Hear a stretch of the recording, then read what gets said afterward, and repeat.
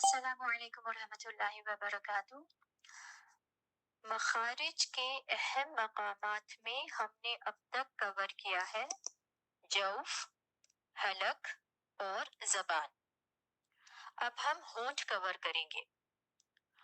دونوں ہونٹوں کو شفتین یا شفتان کہتے ہیں۔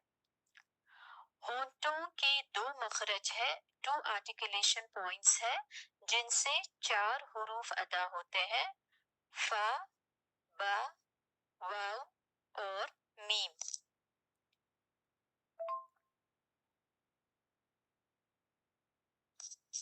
فا، جب سامنے کے اوپر والے 2 دانتوں کے کنارے نچلے ہونٹوں کے اندرونی حصے سے لگتے ہیں تو حرف فا ادا ہوتا ہے۔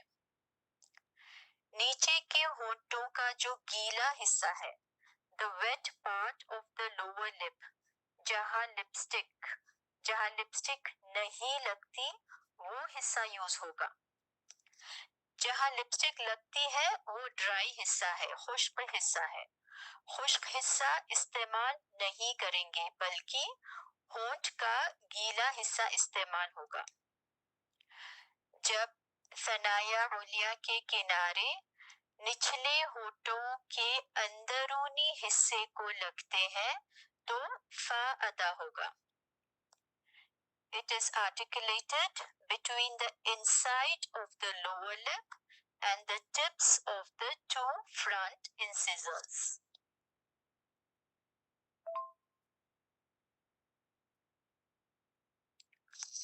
شفتین سے ادا ہونے والا اگلا حرف ہے واو غیر مدیہ۔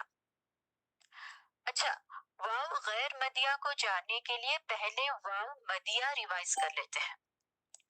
واو مدیہ کا فارمولا ہے واو ساکن سے پہلے دمہ کا ہونا۔ اس کی آواز 2 کاؤنٹس کی ہوتی ہے، او او، یعنی واو مدیہ حرف کی آواز کو لمبا کرنے کے لیے یوز ہوتا ہے اور یہ جوف سے ادا ہوتا ہے۔ ٹھیک ہے، یہ حروف جوفیہ ہے۔ تو یہاں ہم ہونٹوں کے مخرج میں اس واو مدیہ کی بات نہیں کر رہے۔ کراس مارک کے ذریعے بتایا گیا ہے کہ یہاں اس پکچر میں واو مدیہ کی بات نہیں ہو رہی ہے، بلکہ ہونٹوں کے مخرج میں اس واو مدیہ کی بات ہو رہی ہے جو واو مدیہ نہیں ہے۔ یہ واو شفتین سے، ہونٹوں سے ادا ہوتا ہے، اس لیے اسے واو غیر مدیہ کہتے ہیں۔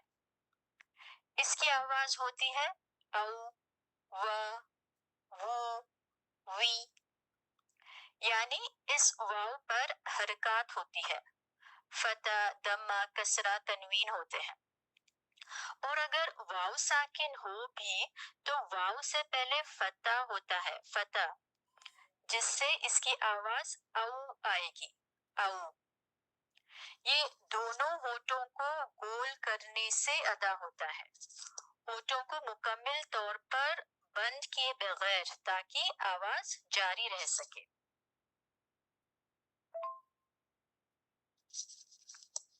اچھا، جب ہم یہ واو مدیہ والا، یہ 2 کاؤنٹس والا او کہیں گے اس وقت بھی ہونٹ اسی طرح گول ہوں گے، کیونکہ واو کو ہونٹ گول کیے بغیر ادا کر ہی نہیں سکتے، لیکن فرق ہے اس کا مخرج۔ یہاں آواز جوف سے نکلتی ہے اور او بولتے وقت منہ کی کیفیت اوپر نیچے نہیں ہوتی۔ اسے دھیان میں رکھیں کہ او بولتے وقت منہ کی کیفیت اوپر نیچے نہیں ہوتی، صرف ہونٹ گول ہوتے ہیں۔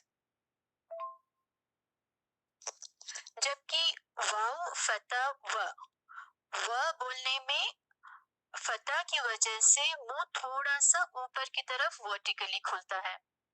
واو کسرہ وی بولنے میں کسرہ کی وجہ سے منہ اسمائلنگ پوزیشن میں آئے گا اور نیچے کا جبڑا لوور جو میں بھی موومنٹ ہوگی۔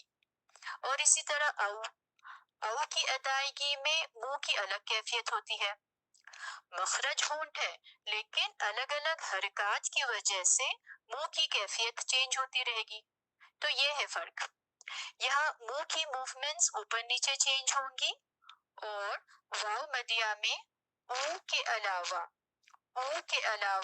کوئی اور موومنٹ نہیں ہوگی. اور ہاں ویری امپورٹنٹ، دیکھنے میں واو سمپل مخرج لگتا ہے کہ بس ہمیں ہونٹ گول کرنے ہیں، لیکن اکثر مسٹیک ہوتی ہے کہ ہم ہونٹ کے ساتھ اوپری دانتوں کو ٹچ کر جاتے ہیں جو کہ غلط ہے. یا تو کسی کسی کا بات کرنے کا سٹائل اس طرح ہوتا ہے کہ واو کی ادائیگی میں دانت ٹچ کر لیتے ہیں، یا کانشیس ہو کر اور اہتمام کے ساتھ واو ادا نہیں کرتے جس طرح کرنا چاہیے. تو میک شور کریں کہ دانتوں کا بالکل استعمال نہ ہو، ورنہ واو کی آواز میں فا کی آواز مکس ہو جائے گی جو کہ غلط ہے.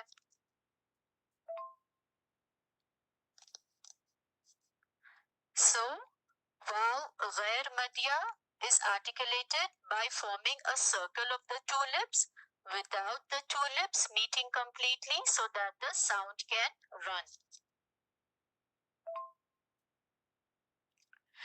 Next ہے میم اور با. میم اور با دونوں حروف ہونٹوں کو ملانے سے ادا ہوتے ہیں.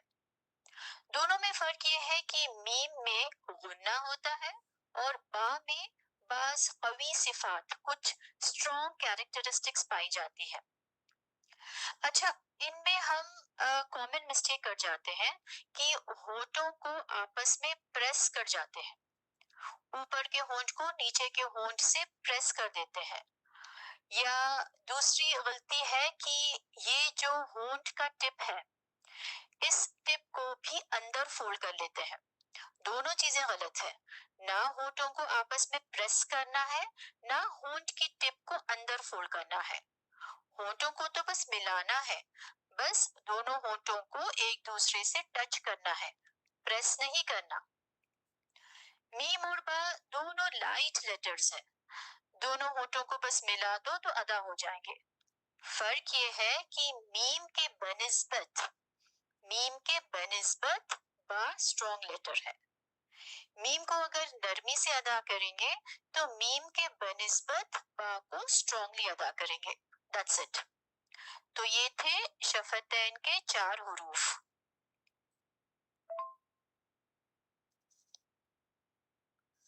تو اب تک مخارج کے اہم مقامات، میجر ایریاز آف آرٹیکولیشن میں ہم نے کور کر لیا ہے جوف، حلق، لسان اور شفتان. اب ہم دیکھیں گے خیشوم.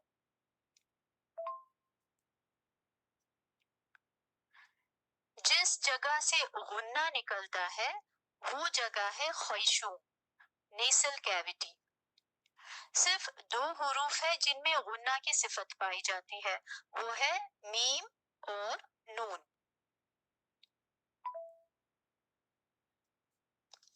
خیشوم ناک کی سوراخ سے لے کر منہ کے اندر کے جانب کا حصہ خیشوم ہے. ناک سے نکلنے والی آواز کو غنہ کہتے ہیں. جب میم ادا کرنے کے لیے ہونٹوں کو بند کرتے ہیں تو آواز ناک سے خیشوم سے ٹریول کرتی ہے اور غنہ ہوگا. یہاں نون میں زبان کی نوک جب ثنایا علیا کے مسوڑوں کو ٹچ کرتی ہے تو نون ادا ہوتا ہے، لیکن کیونکہ مخرج یہاں بند ہو جائے گا، کلوز ہو جائے گا، تو آواز ناک سے نکلتی ہے. یعنی نون اور میم کی صفت میں غنہ ہے. ناک سے آواز نکالے بغیر نون اور میم ادا ہو ہی نہیں سکتے. جب نون اور میم پر فتح، دمہ، کسرہ لگتا ہے اس وقت بھی ان کی صفت میں غنہ ہوتا ہی ہے، لیکن ان کا غنہ واضح کب ہوگا، ایک دم کلیئر کب سنائی دے گا؟ جب نون مشدد ہو، میم مشدد ہو، جب اخفاء، ادغام، اقلاب ہو تب غنہ واضح ہوگا، ایزیلی نوٹسبل ہوگا. اچھا، مخرج اور صفات. مخرج اور صفات 2 الگ الگ چیزیں ہیں. مخرج وہ جگہ ہے جہاں سے حرف ادا ہوتا ہے. یعنی نون کا مخرج یہ ہے اور میم کا مخرج شفتین ہے. لیکن نون اور میم کی صفت میں غنہ ہے. صفت میں ہر حرف کی اپنی صفت، اپنی کیریکٹرسٹک ہوتی ہے، اپنا نیچر ہوتا ہے جو اس کو دوسرے حروف سے الگ کرتا ہے. اگزامپل ت اور تو. دونوں کا مخرج ایک ہی ہے لیکن فرق کیا ہے؟ فرق ان کی صفات میں ہے. تو میں استعالہ کی صفات ہے اور تا میں استفال یعنی باریک صفت ہے. ایک اور اگزامپل، حرف رو میں تکرار کی صفات ہوتی ہے. ٹرلنگ ساؤنڈ آتا ہے اور رو کی آواز آتی ہے جو دوسرے کسی بھی حرف میں نہیں آتی. تو کہنے کا مطلب یہ ہے کہ نون اور میم کا مخرج ان کا اپنا ہوتا ہے، لیکن یہ جو غنہ ہے یہ نون اور میم کی صفت ہے، ان کی اسپیشلٹی ہے، ان کے نیچر میں، ان کے فطرت میں غنہ ہے. اور غنہ کس جگہ سے ادا ہوگا؟ خیشوم سے. اور خیشوم کیا ہے؟ ناک کی سوراخ سے لے کر منہ کے اندر کی جانب کا حصہ. It is a hole in the nose that continues back towards inside the mouth. تو اگر کوئی پوچھے نون کا مخرج کیا ہے تو آپ کہیں گے طرف اللسان اور ثنایا علیا کے مسوڑے. کوئی پوچھے میم کا مخرج کیا ہے؟ جواب ہوگا شفتین. غنہ کیا ہے؟ ان کی صفت. ان کی اور بھی صفت ہوتی ہے جو لیول 2 میں پڑھایا جائے گا، لیکن اس چیپٹر کے لحاظ سے، خیشوم کے لحاظ سے میم اور نون کی صفت غنہ ہے. تو الحمدللہ اس کے ساتھ ہم نے ایک بہت بڑا چیپٹر کمپلیٹ کر لیا ہے، وہ ہے مخارج کا چیپٹر. مجھے اندازہ ہے کہ اس چیپٹر میں منہ کا، زبان کا، حلق کا اور بھی چیزوں کا اتنا ڈیٹیلڈ ذکر ہے کہ آپ کو فیل ہوتا ہوگا کہ اتنے ڈیٹیلز لے کر ہم کیا کریں گے. حرف کی ادائیگی آ جائے کافی ہے، تو اتنے میکینزمز میں، اتنے ٹیکنیکلٹیز میں کیوں پڑھنا ہے نا. اگر خیال آتا ہے تو it's okay, it's quite natural. لیکن پھر اپنے آپ کو سمجھائے نا کہ اللہ کی کتاب ہے، ہمارے لیے بھیجی گئی ہے، ہماری چیز ہے، ہمارے فائدے کے لیے ہے. قرآن عمل کے لیے تو ہے ہی، لیکن اس کی تلاوت کا حق بھی تو ادا کرنا ہے نا. اگر ان ٹیکنیکلٹیز کو سمجھنے سے ہماری تلاوت خوبصورت ہو سکتی ہے اور ہم دوسروں کو سمجھانے کے قابل بھی بن سکتے ہیں، تو پھر ان ڈیٹیلز کو ہم خوشی سے لیں گے انشاءاللہ. بھلے ہی شروع میں بوجھل لگے، کنفیوزنگ لگے، اٹس اوکے، سب کے ساتھ ہوتا ہے، لیکن اس کو ریپیٹ کرتے رہیں، خود کی ٹیچر بن کر خود ہی کو یہ ڈیٹیلز ایکسپلین کرتے رہیں. Teach your self. پھر دیکھیں مزہ آئے گا، باریکیاں بھی سمجھ آئے گی اور یاد بھی رہے گا، اور ان چیپٹرز کو آپ انجوائے بھی کرو گے انشاءاللہ. So with this we complete مخارج. بارک اللہ فیکم. السلام علیکم ورحمۃ اللہ وبرکاتہ.